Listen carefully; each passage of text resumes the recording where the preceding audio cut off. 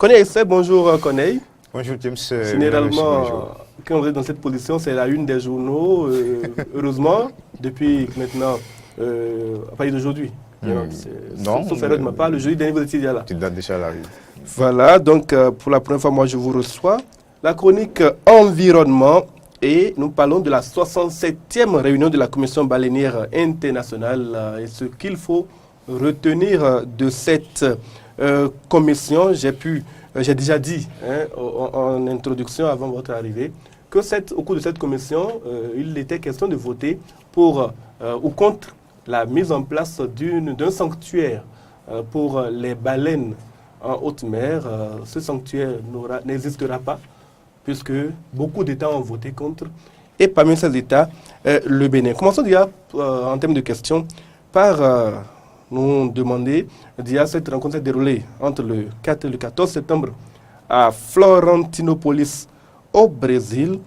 Pourquoi fallait-il une réunion consacrée au sort des baleines dans le monde?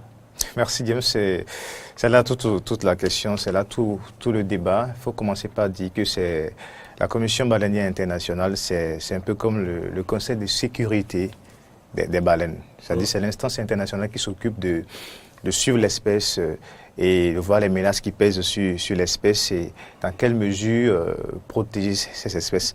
En fait, donc c'est une commission, c'est une instance vieille, 67e réunion. Ça fait déjà 67 ans. Voilà, ça 67 ans qu'on parle de cela. Ça s'est passé au Brésil. Pourquoi? Parce que le Brésil aujourd'hui fait partie des États pionniers en matière de protection des baleines. Le Brésil a beaucoup évolué et qui fait beaucoup la promotion du tourisme à partir de ces baleines. C'est un peu comme la Turquie qui s'est montrée aujourd'hui pionnière en matière de lutte contre la désertification. La France en matière de changement climatique, les États se révèlent un peu partout selon les thématiques. Voilà, donc voilà, c'est pour ça que ça a été fait au Brésil. Et cette commission, justement, je l'ai dit, s'occupe de ces différentes questions. Maintenant, à cette rencontre... quelles sont les grandes conclusions qu'on peut retenir de cette Oui, à cette rencontre, on a d'abord fait un état des lieux concernant l'espèce qui, pendant longtemps, vous savez, a été exploitée industriellement. Les gens ont utilisé même l'huile de baleine industriellement pendant longtemps. La graisse de baleine. Tout à fait. Et ça fait qu'à un moment donné, on s'est rendu compte que l'espèce est devenue fortement menacée. Donc, il fallait prendre des moratoires. Okay. Et ça fait déjà plus de 20 ans qu'il y a eu des moratoires qui ont interdit la chasse industrielle.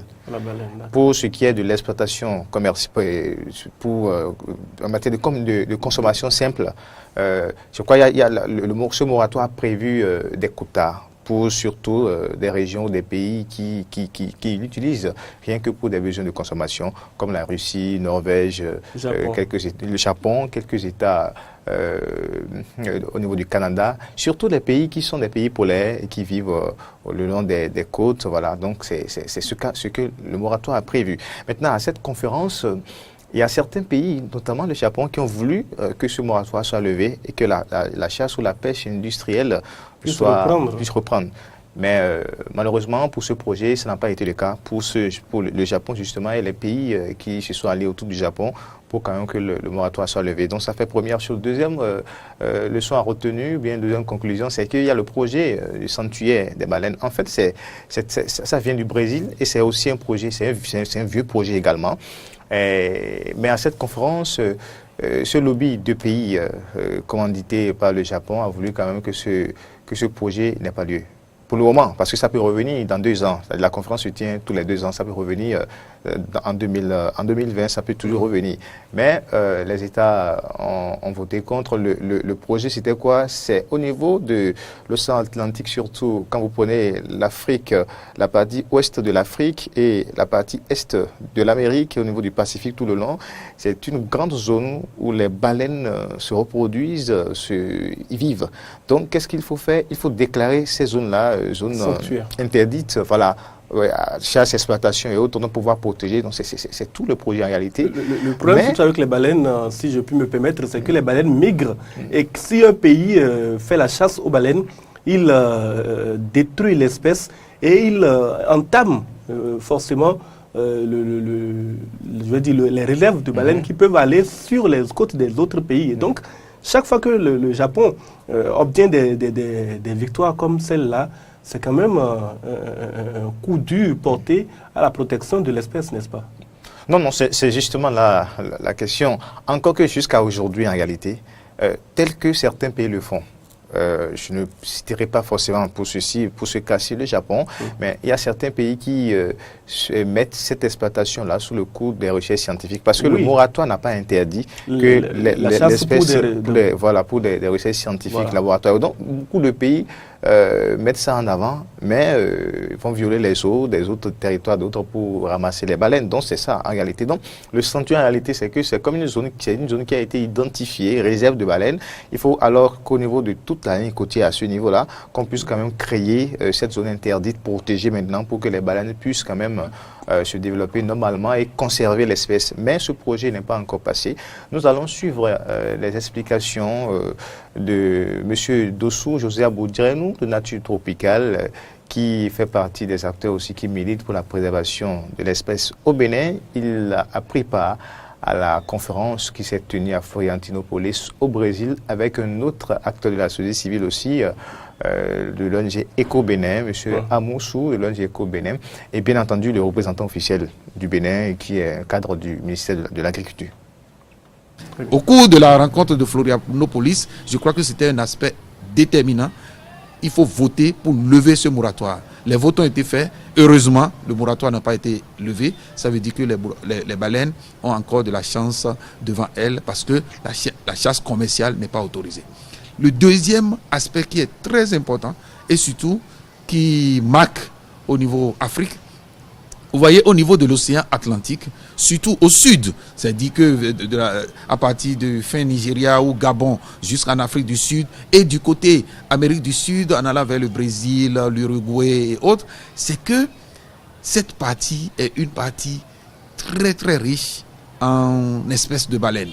Il y a plusieurs espèces de baleines qui sont retrouvées dans ces zones. Il a été demandé sous l'impulsion du Brésil, de l'Afrique du Sud et d'autres pays, que cette zone soit déclarée une zone interdite, c'est-à-dire une zone réglementée. C'est un sanctuaire, on appelait ça le sanctuaire de l'Atlantique Sud pour la préservation des baleines. Et c'est un débat qui se fait depuis des années pour aider à ce que cette zone soit préservée pour que les baleines puissent avoir plus de chance. Mais je vous dis que c'est un débat aussi bien économique que politique. Ce n'est pas interdit parce que on ne veut pas que les baleines disparaissent, mais sur le plan économique, ça rapporte peut-être pour les uns comme les autres, les pour et les contre, chacun a des arguments pour pouvoir défendre.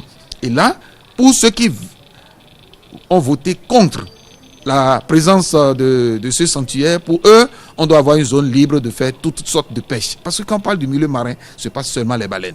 Et les gens ne veulent pas qu'on interdise la pêche à certains endroits et ils ne veulent pas qu'on mette des baleines devant pour pouvoir interdire la pêche. Quand on entend M. Bodjenou, on comprend que le Bénin a voté contre la mise en place de ce sanctuaire, je l'avais déjà dit.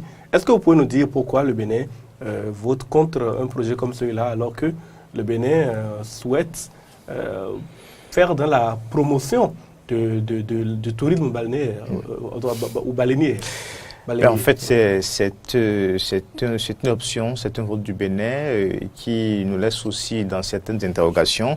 Nous avons nous avons fait quelques investigations à propos, mais il nous semble simplement que le représentant du Bénin, qui est un cadre du ministère de l'Environnement, de l'Agriculture plutôt, a suivi quand même le lot de participants africains qui se sont alliés autour d'un autre lobby pour pouvoir faire ce vote-là.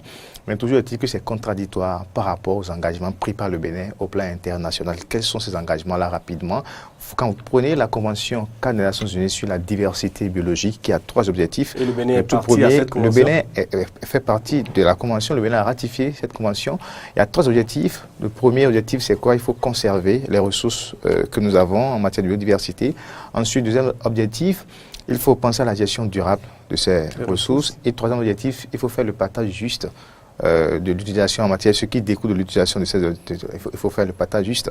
Alors, déjà, quand on prend cette convention, le Bénin, étant donné que nous savons que c'est une espèce en voie de disparition, nous avons alors l'obligation de protéger. Donc, Si déjà il y a des initiatives de protection, de gestion durable au plan international, nous avons forcément l'obligation d'accompagner. Ça fait un. Donc, quand on prend ça, c'est que le Bénin devrait, à notre avis, voter pour.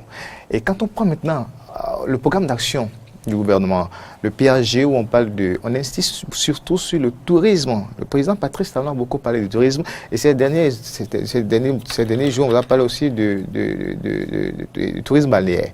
On a parlé aussi de la valorisation des côtes, il y a les projets de nettoyage des côtes et tout. Donc, valoriser les côtes, ce n'est pas seulement y mettre les infrastructures qu'il faut, mais il faut valoriser les espèces que nous avons au niveau de nos eaux. Et dans nos eaux, surtout, il y a des baleines qui viennent se reproduire au Bénin. Déjà, à partir du mois de août-septembre jusqu'à novembre, mi-novembre, vous pouvez observer des baleines sur nos côtes. Donc, malheureusement, le Bénin a voté contre. Quelles sont les implications, rapidement, de cette... Nous allons suivre les extraits du directeur Baudrenou, qui nous a quand même expliqué un peu ce qui s'est passé et les implications possibles pour notre pays. Merci. Nous avons été malheureusement appuyés par d'autres États qui ont leurs intérêts particuliers et qui amènent nos États à voter, moi je dirais aveuglement, contre la création de ce sanctuaire. Et ça a été un point assez fort au cours de cette rencontre où les États africains, surtout les États côtiers dans le Bénin, ont voté contre la création d'un sanctuaire pour les baleines. Et c'était quand même triste. Parce que d'abord, c'est une mauvaise publicité pour le pays. Parce que dans le PAG, il est prévu la création des sites balnéaires. Vous savez, nous revenons du Brésil, où nous avons eu l'occasion de visiter des sites balnéaires. Vous voyez, c'est impressionnant. Et là-bas, c'est naturel. C'est des montagnes, je dirais, des îles qui sont en mer et qui protègent même la côte. Et à l'intérieur de ces cuvettes, les baleines viennent se reposer, les baleines viennent se reproduire et les touristes viennent rester sur la plage pour observer les baleines.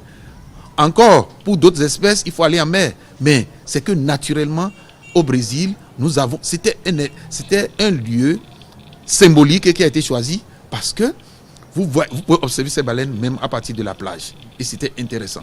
Mais chez nous, par exemple, il faut aller en mer, mais en créant des sites balnéaires et qui sont aujourd'hui une priorité pour le gouvernement, c'est pour promouvoir le tourisme. Mais au même moment qu'on apprenne que ce gouvernement vote contre la création d'un sanctuaire, c'est assez contradictoire. Et je crois que c'est là il faut susciter le débat pour que le gouvernement puisse nous expliquer pourquoi on choisit quelque chose que tout le monde applaudit et au même moment, au niveau international, on ne fait pas l'effort de se mettre au pas pour attirer plus de positivité.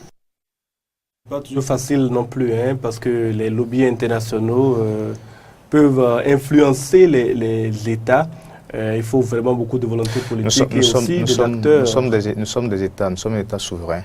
Et il faut maintenant qu'on ne soit plus influencé et qu'on ne se laisse plus influencer par les lobbies internationaux.